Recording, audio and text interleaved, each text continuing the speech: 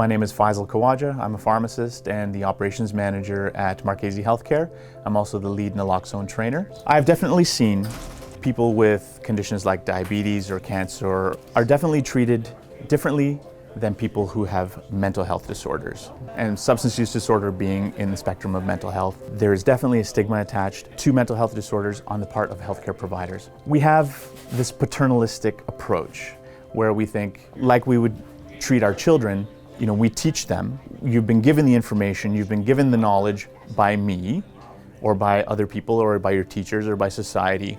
You should know better. There's obviously still work to be done, even amongst the people who should know. One of those kinds of things that you can do is to learn about naloxone and get trained on naloxone and be prepared with naloxone in the event that you're in a position to help somebody with an opioid overdose. It's really not that difficult to see the impact of stigma on people's lives in many different areas. You only have to walk around or drive around the city and see how people who are perhaps homeless or otherwise affected by various economic challenges, how they're treated by different people on the street or in their cars or what have you. Some people have a tendency to lead with compassion, and they'll reach out, they'll talk to these individuals and engage with them with an understanding that their essential humanity is the same as their own. Other people, not so much. So if people have the idea that it is a street person that uses heroin and they've sort of brought this upon themselves based on the poor decisions that they've made, that's completely wrong. Anyone from any walk of life, any socioeconomic stratus can be affected and is affected by substance use disorder and right now opioids being a particularly serious crisis. So I want people to understand that. It could be someone that you know, someone that you work with, someone that you love that has the potential to be affected by this.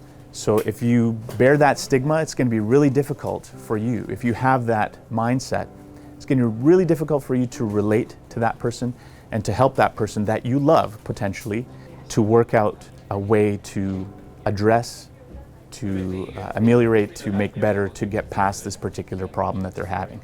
So if you really care about the people that are around you, then you should care about this issue. If you have a connection, if you have a child, you understand that you would do anything for them and that they are the most important thing in your life. You understand in that moment that you would not hold something back from them or deprive them of something that potentially could help them or save their life, and the judgment goes away.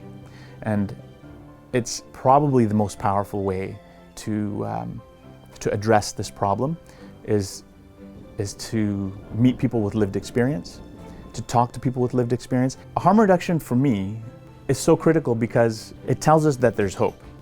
We believe every individual has a future. And if we believe that every individual has a future, then we have to start by making sure that they're around to see that future.